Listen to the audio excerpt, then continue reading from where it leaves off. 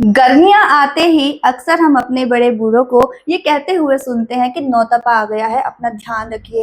ये नौतपा क्या है जानेंगे दिव्य शक्ति अखाड़े के आचार्य महामंडलेश्वर संत श्री कमल किशोर जी से। संत जी, आपको बहुत बहुत स्वागत है हमारे कार्यक्रम में। हमारे दर्शकों को ये बताइए कि नौतपा क्या है। नौतपा यानी नव तपा। गर्मियों में गर्मी बहुत पड़ती है, बहुत अभी भी पड़ रही लेकिन है। जब भीषण गर्मी पड़ती है, पूरी गर्मियों के 2 महीने, ठीक है, मई और जून, मई और जून, जिसे ज्येष्ठ मास अब कहते हैं। अभी इस समय ज्येष्ठ मास चल रहा है, तो ज्येष्ठ मास में गर्मी अपनी चरम सीमा पर होती है। जेठ का महीना भी बोलते हैं इसे। इनमें 9 दिन ऐसे होते हैं कि जब भीषण गर्मी पड़ती है, बहुत ज्यादा गर्मी पड़ती है। वो 9 दिन यानी 25 मई से लेकर 2 जून तक का जो समय है, ये 9 दिन। ये डेट फिक्स रहती है? अप्रोक्सीमेटली डेट फिक्स रहती है, क्योंकि सूर्य इस समय रोहिणी नक्षत्र में आ जाता है, तो क्या ये भ्रमण करता है। खगोलीय घटना है? ये खगोलीय घटना है। अब सूर्य जैसे ही रोहिणी नक्षत्र में आया तो एकदम से इस धरती का तापमान बढ़ जाता है। अब वैज्ञानिक कारण देखें तो सूर्य और पृथ्वी बहुत नजदीक आ जाते हैं। इसीलिए सूर्य की किरणें लंबवत रूप से पड़ती हैं, सीधा लंबा पड़ती हैं, और पृथ्वी के ऊपर पड़ती हैं उच्च भाग में। जिस भाग में पड़ती हैं वहां क्या होता है, दिन बड़े हो जाते हैं, रातें छोटी हो जाती हैं। तो ये इंडिया के कुछ पार्ट्स में रहता है। हाँ, पार्ट्स ये हैं, जैसे अपना राजस्थान है, अपना ये पंजाब है, उत्तर प्रदेश है, मध्य प्रदेश है, बिहार है। ये एरियाज में यानी प्लेन एरिया जो हैं, यहाँ पे बहुत गर्मी, यहाँ पर बहुत भीषण गर्मी पड़ती है। और इवन कई बार तो अगर आप जाएंगे रेलवे स्टेशन पे जाएं और वहां से आप टूटी से पानी खोलें तो इतना गर्म पानी निकलता है कि आप चाहें तो उसकी चाय बना लें, चीनी पत्ती डालो और चाय बना लो, इतनी गर्मी पड़ती है ना। और पसीना आता है और एकदम से ऐसा पूरा बदन चिपचिपा सा होना लगता है, उमस बहुत हो जाती है। अब ये है तो खगोलीय घटना ही। हवा भी बहुत गर्म चलती है। हवा भी गर्म, लू चलती है, लू। और लू, ये राजस्थान से जो हवाएं आती हैं, ये एकदम से इतनी गर्मी पैदा करती हैं, लू पैदा करती हैं कि ये त्वचा जो है झुलस जाती है। अक्सर लोगों की त्वचा काली पड़ जाती है। हाँ, सन टैन जिसको बोलते हैं, सन टैन। इसीलिए लोग सन टैन क्रीम भी लगाते हैं। कहाँ फर्क पड़ता है सन लेकिन चीजों का, क्योंकि इतनी ज्यादा सूरज से स्किन ऐसे झुलस जाती है।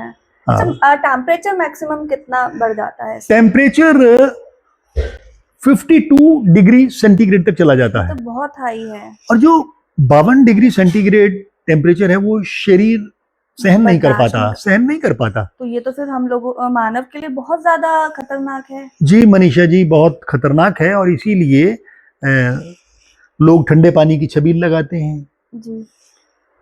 मानव को चाहिए कि घरों के अंदर रहे, इन 9 दिनों के अंदर घरों से बाहर ना निकले। पर ये पॉसिबल कहाँ है? हाँ, ये ठीक है कि पॉसिबल नहीं है, तो छाता लेके निकले या मुंह और सिर पे कपड़ा लपेट के निकले, पानी की बोतल साथ में रखे, रास्ते में पानी पीने की व्यवस्था जहां भी मिले वहां पानी जरूर पी ले, पानी का इंटेक ज्यादा हो। क्योंकि जब ज्यादा गर्मी पड़ती है तो कुछ लोगों को हीट स्ट्रोक के, आपने सुना होगा, हीट स्ट्रोक के केसेस बहुत आते हैं। इन 9 दिनों में बहुत आते हैं हीट स्ट्रोक के केसेस।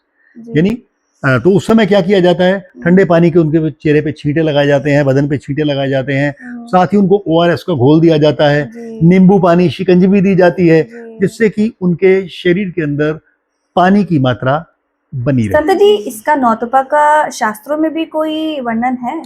हाँ, संक्रांति एक शब्द आता है।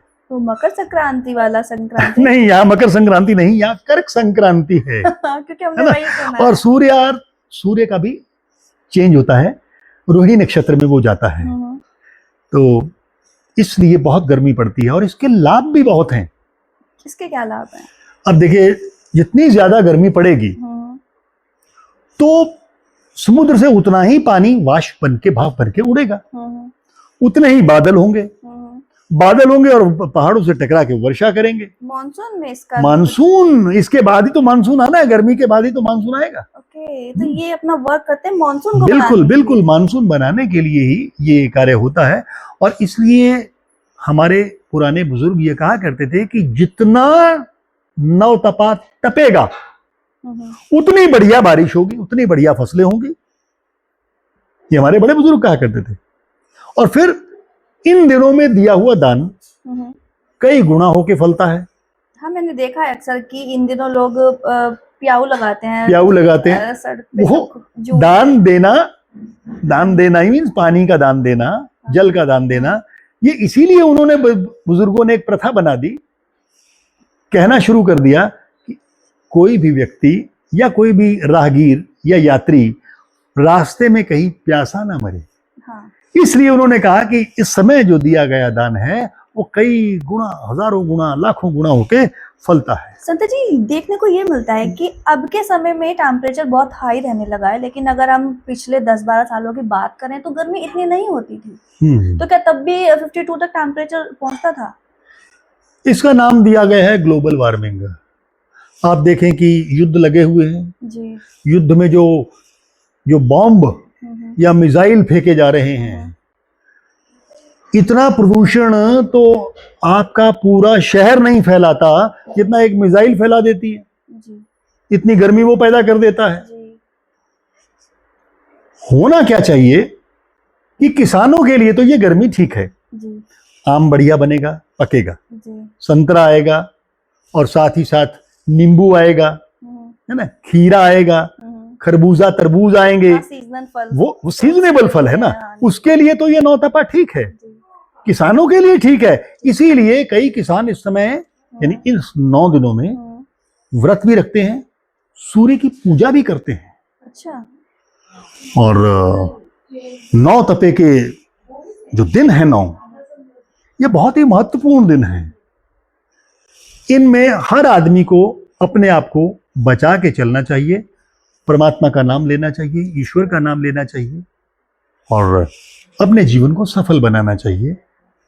और यही बात हम कहेंगे, ये नवतपा प्रकृति की देन है। हमारे देश में 6 ऋतुएं होती हैं, बाकी कहीं किसी देश में 6 ऋतुएं नहीं होती। हमारे ही देश में 6 ऋतुएं होती हैं। और उस ऋतु में भी ग्रीष्म ऋतु, और ग्रीष्म ऋतु में भी ज्येष्ठ का मास, और ज्येष्ठ के मास में भी 9 दिन नवतपा, 9 दिन। बस इसमें अपना बचाव रखें, परमात्मा का नाम ले और अपने जीवन को तो सफल सुना आपने कि नौतपा यानी कि 25 मई से 2 जून तक है, और आपको अपना बहुत बहुत ध्यान रखना है। ज्यादा से ज्यादा पानी पीना है, घर से बाहर तभी निकलना जब कोई जरूरी काम हो, और अगर निकलना है तो साथ में पानी की बोतल जरूर साथ में लेकर निकलिए, और अम्ब्रेला साथ में आपके होना चाहिए। सिर को ढककर आपको बाहर निकलना है, और जरूरतमंदों को आपको पानी भी पिलाना है। साथ ही साथ अपने घर के छतों पर भी पानी जरूर रखना, और घर के बाहर भी पानी जरूर रखना, ताकि पशु पक्षी भी प्यासे ना मरे।